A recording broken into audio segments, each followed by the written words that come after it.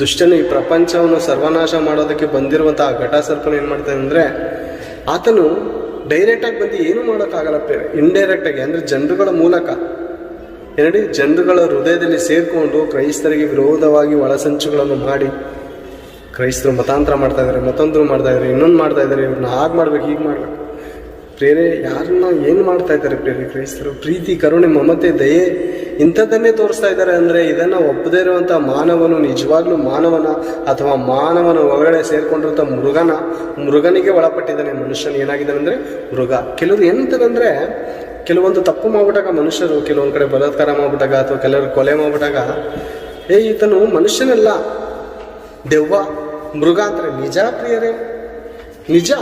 ತಿಳಿಯದೇನೋ ನಿಜ ಹೇಳ್ತಾರೆ ಪ್ರಿಯ. ಅಂದರೆ ಆತನು ದೆವ್ವನು ಮೃಗನಲ್ಲ, ಆತನು ಒಳಗಡೆ ದೆವ್ವಕ್ಕೆ ಸ್ಥಾನ ಕೊಟ್ಟಿದ್ದಾನೆ.